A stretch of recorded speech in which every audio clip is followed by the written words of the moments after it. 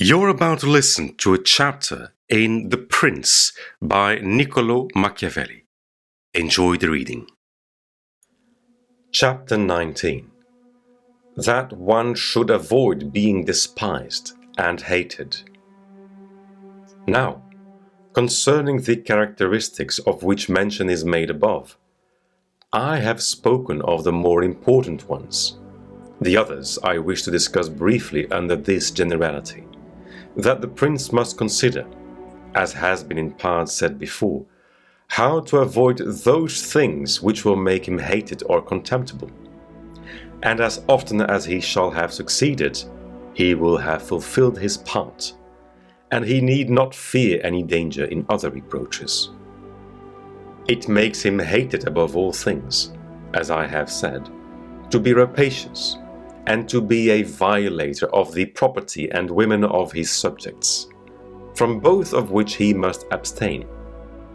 And when neither their property nor their honor is touched, the majority of men live content, and he has only to contend with the ambition of a few, whom he can curb with ease in many ways. It makes him contemptible to be considered fickle, frivolous, effeminate, mean-spirited, irresolute, from all of which a prince should guard himself as from a rock. And he should endeavor to show in his actions greatness, courage, gravity, and fortitude.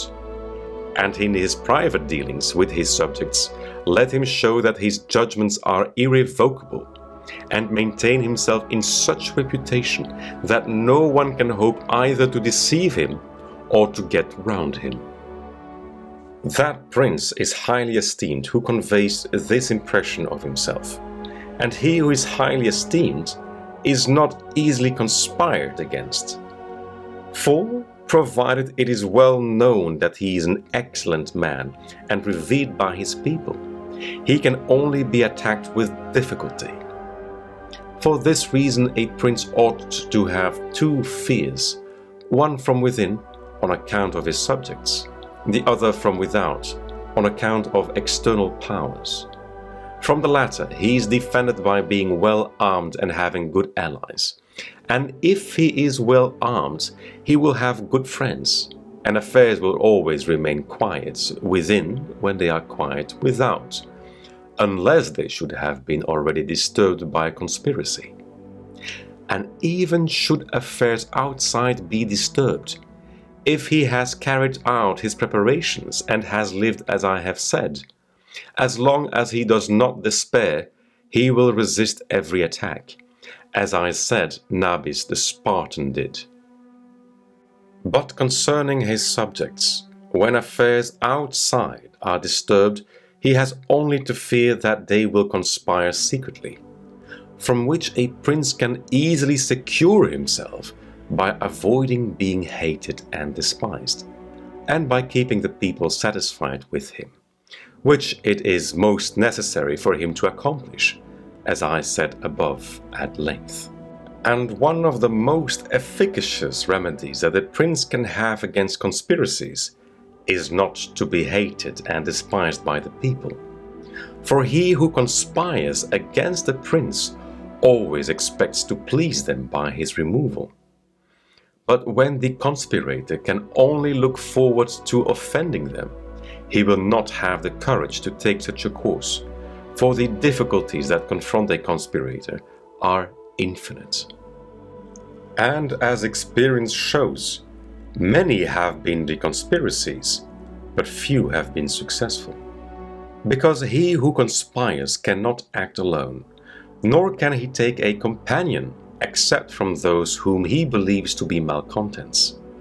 And as soon as you have opened your minds to a malcontent, you have given him the material with which to content himself. For by denouncing you, he can look for every advantage. So that, seeing the gain from this course to be assured, and seeing the other to be doubtful and full of dangers, he must be a very rare friend, or a thoroughly obstinate enemy of the prince, to keep faith with you. And to reduce the matter into a small compass, I say that, On the side of the conspirator, there is nothing but fear, jealousy, prospect of punishment to terrify him. But on the side of the prince, there is the majesty of the principality, the laws, the protection of friends and the state to defend him. So that, adding to all these things the popular goodwill, it is impossible that anyone should be so rash as to conspire. For whereas in general the conspirator has to fear before the execution of his plot, in this case he has also to fear the sequel to the crime. Because on account of it he has the people for an enemy, and thus cannot hope for any escape. Endless examples could be given on this subject, but I will be content with one, brought to pass within the memory of our fathers. Messer Annibale Bentivogli, who was prince in Bologna, grandfather of the present Annibale, having been murdered by the Ch19, who had conspired against him, not one of his family survived, but Messer Giovanni, who was in childhood. Immediately after his assassination, the people rose and murdered all the Ch19. This sprung from the popular goodwill which the house of Bentivogli enjoyed in those days in Bologna, which was so great that, although none remained there after the death of Annibale who was able to rule the state, the Bolognese, having information that there was one of the Bentivogli family in Florence, who up to that time had been considered the son of a blacksmith, sent to Florence for him and gave him the government of their city, and it was ruled by him until Messer Giovanni came in due course to the government. For this reason, I consider that a prince ought to reckon conspiracies of little account when his people hold him in esteem. But when it is hostile to him and bears hatred towards him, he ought to fear everything and everybody. And well-ordered states and wise princes have taken every care not to drive the nobles to desperation, and to keep the people satisfied and contented, for this is one of the most important objects a prince can have. Among the best ordered and governed kingdoms of our times is France, and in it are found many good institutions on which depend the liberty and security of the king. Of these, the first is the Parliament and its authority, because he who founded the kingdom, knowing the ambition of the nobility and their boldness, considered that a bit to their mouths would be necessary to hold them in. And, on the other side, knowing the hatred of the people, founded in fear, against the nobles, he wished to protect them. Yet he was not anxious for this to be the particular care of the king. Therefore, to take away the reproach which he would be liable to from the nobles for favoring the people, and from the people for favoring the nobles, he set up an arbiter, who should be one who could beat down the great and favor the lesser without reproach to the king. Neither could you have a better or a more prudent arrangement, or a greater source of security to the king and kingdom. From this one can draw another important conclusion, that princes ought to leave affairs of reproach to the management of others, and keep those of grace in their own hands. And further, I consider that a prince ought to cherish the nobles, but not so as to make himself hated by the people. It may appear, perhaps, to some who have examined the lives and deaths of the Roman emperors, that many of them would be an example contrary to my opinion, seeing that some of them lived nobly and showed great qualities of soul. Nevertheless, they have lost their empire, or have been killed by subjects who have conspired against them. Wishing, therefore, to answer these objections, I will recall the characters of some of the emperors, and will show that the causes of their ruin were not different to those alleged by me. At the same time, I will only submit for consideration those things that are noteworthy to him who studies the affairs of those times. It seems to me sufficient to take all those emperors who succeeded to the empire, from Marcus the philosopher down to Maximinus. They were Marcus and his son Commodus, Pertinax, Julian, Severus, and his son Antoninus Caracalla, Macrinus, Heliogabalus, Alexander, and Maximinus. There is first to note that, whereas in other principalities the ambition of the nobles and the insolence of the people only have to be contended with, the Roman emperors had a third difficulty in having to put up with the cruelty and avarice of their soldiers, a matter so beset with difficulties that it was the ruin of many. For it was a hard thing to give satisfaction both to soldiers and people, because the people loved peace, and for this reason they loved the unaspiring prince, whilst the soldiers loved the warlike prince, who was bold, cruel, and rapacious, which qualities they were quite willing he should exercise upon the people, so that they could get double pay and give vent to their own greed and cruelty. Hence it arose that those emperors were always overthrown who, either by birth or training, had no great authority, and most of them, especially those who came new to the principality, recognizing the difficulty of these two opposing humors, were inclined to give satisfaction to the soldiers, caring little about injuring the people. Which course was necessary, because as princes cannot help being hated by someone, they ought, in the first place, to avoid being hated by everyone. And when they cannot compass this, they ought to endeavor with the utmost diligence to avoid the hatred of the most powerful. Therefore, those emperors who through inexperience had need of special favor adhered more readily to the soldiers than to the people, a course which turned out advantageous to them or not, accordingly as the prince knew how to maintain authority over them. From these causes it arose that Marcus, Pertinax, and Alexander, being all men of modest life, lovers of justice, enemies to cruelty, humane, and benignant, came to a sad end, except Marcus. He alone lived and died honored, because he had succeeded to the throne by hereditary title, and owed nothing either to the soldiers or the people. And afterwards, being possessed of many virtues which made him respected, he always kept both orders in their places whilst he lived, and was neither hated nor despised. But Pertinax was created emperor against the wishes of the soldiers, who, being accustomed to live licentiously under Commodus, could not endure the honest life to which Pertinax wished to reduce them. Thus, having given cause for hatred, to which hatred there was added contempt for his old age, he was overthrown at the very beginning of his administration. And here it should be noted that hatred is acquired as much by good works as by bad ones. Therefore, as I said before, a prince wishing to keep his state is very often forced to do evil.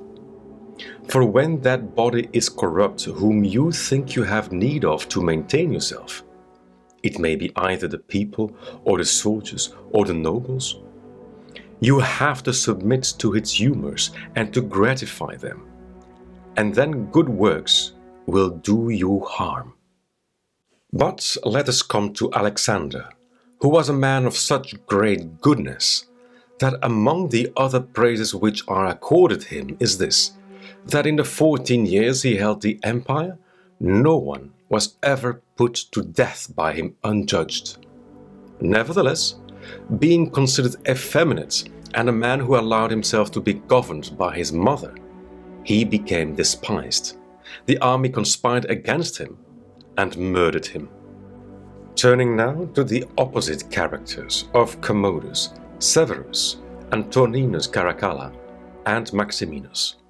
You will find them all cruel and rapacious men who, to satisfy their soldiers, did not hesitate to commit every kind of iniquity against the people.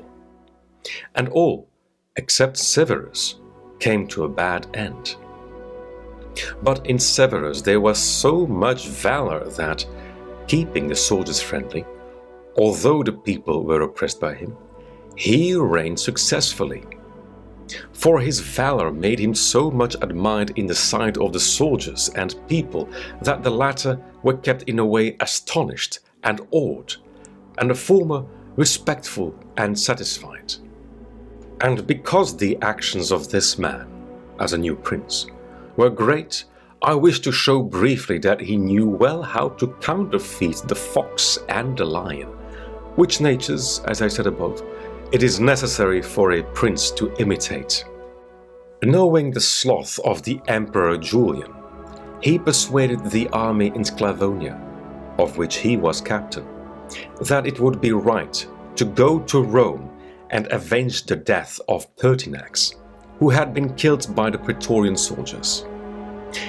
And under this pretext, without appearing to aspire to the throne, he moved the army on Rome and reached Italy before it was known that he had started. On his arrival at Rome, the Senate, through fear, elected him emperor and killed Julian. After this, there remained for Severus, who wished to make himself master of the whole empire, two difficulties. One in Asia, where Niger, head of the Asiatic army, had caused himself to be proclaimed emperor. The other in the west, where Albinus was, who also aspired to the throne. And as he considered it dangerous to declare himself hostile to both, he decided to attack Niger and to deceive Albinus. To the latter he wrote that, being elected emperor by the Senate, he was willing to share that dignity with him and sent him the title of Kaiser. And moreover, that the Senate had made Albinus his colleague, which things were accepted by Albinus as true. But after Severus had conquered and killed Niger and settled Oriental affairs, he returned to Rome and complained to the Senate that Albinus, little recognizing the benefits that he had received from him, had by treachery sought to murder him, and for this ingratitude he was compelled to punish him. Afterwards he sought him out in France and took from him his government and life. He who will, therefore, carefully examine the actions of this man will find him a most valiant lion and a most cunning fox. He will find him feared and respected by everyone, and not hated by the army. And it need not be wondered at that he, a new man, was able to hold the empire so well, because his supreme renown always protected him from that hatred which the people might have conceived against him for his violence. But his son Antoninus was a most eminent man, and had very excellent qualities, which made him admirable in the sight of the people and acceptable to the soldiers, for he was a warlike man, most enduring of fatigue, a despiser of all delicate foods and other luxuries, which caused him to be beloved by the armies. Nevertheless, his ferocity and cruelties were so great and so unheard of that, after endless single murders, he killed a large number of the people of Rome and all those of Alexandria. He became hated by the whole world, and also feared by those he had around him, to such an extent that he was murdered in the midst of his army by a centurion. And here it must be noted that such like deaths, which are deliberately inflicted with a resolved and desperate courage, cannot be avoided by princes, because anyone who does not fear to die can inflict them. But a prince may fear them the less because they are very rare.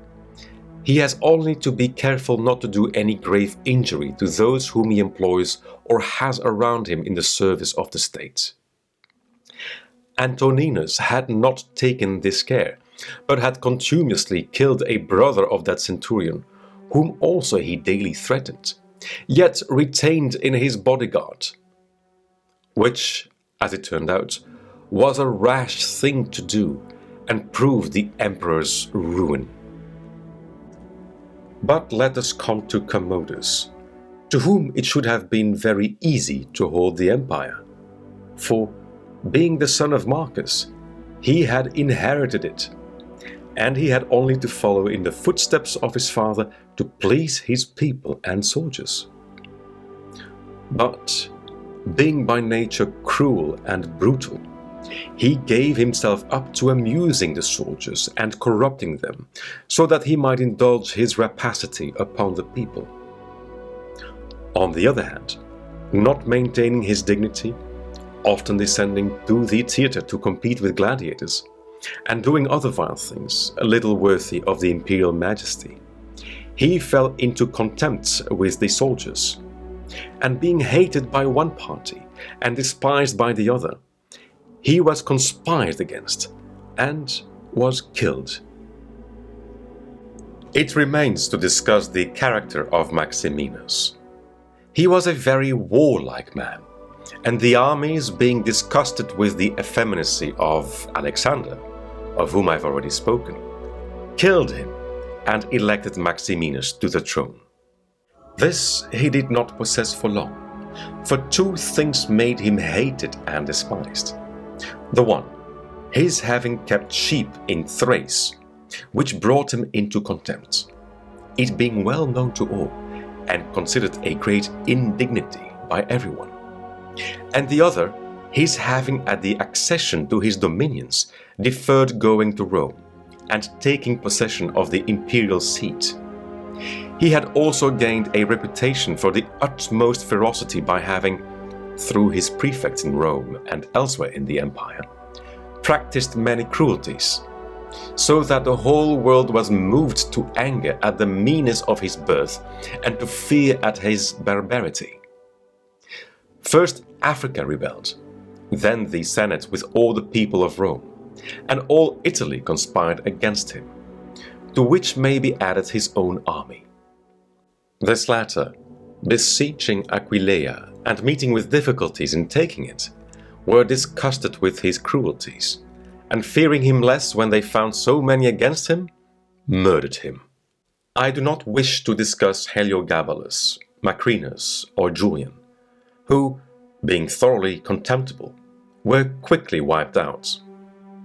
But I will bring this discourse to a conclusion by saying that princes in our times have this difficulty of giving inordinate satisfaction to their soldiers in a far less degree, because, notwithstanding one has to give them some indulgence, that is soon done. None of these princes have armies that are veterans in the governance and administration of provinces, as were the armies of the Roman Empire. And whereas it was then more necessary to give satisfaction to the soldiers than to the people, it is now more necessary to all princes, except the Turk and the Soldan, to satisfy the people rather the soldiers, because the people are the more powerful. From the above, I have accepted the Turk, who always keeps round him 12,000 infantry and 15,000 cavalry, on which depend the security and strength of the kingdom. And it is necessary that, putting aside every consideration for the people, he should keep them his friends. The kingdom of the Soldan is similar, being entirely in the hands of soldiers. It follows again that, without regard to the people, he must keep them his friends. But you must note that the state of the Soldan is unlike all other principalities, for the reason that it is like the Christian pontificates, which cannot be called either an hereditary or a newly formed principality, because the sons of the old prince are not the heirs, but he who is elected to that position by those who have authority, and the sons remain only noblemen. And this being an ancient custom, it cannot be called a new principality, because there are none of those difficulties in it that are met with in new ones.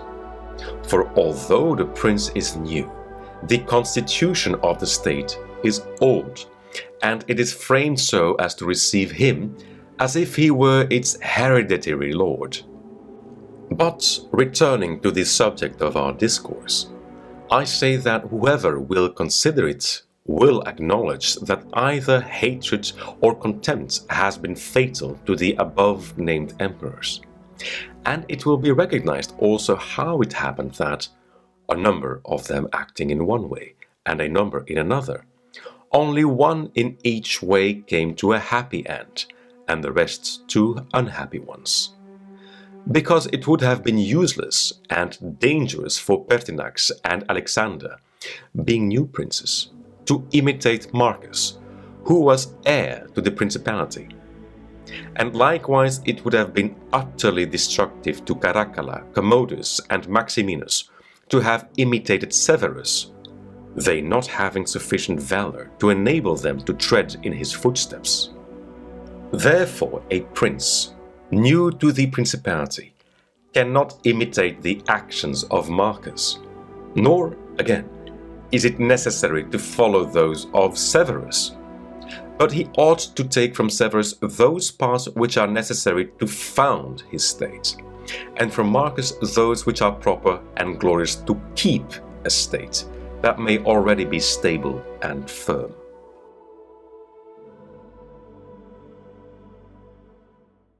You reached the end of this chapter. What was your biggest insight? If you'd like to listen to another chapter or browse for another audiobook, head over to the channel. For a full version of this narration, please check the purchasing options in the description. Thank you for listening.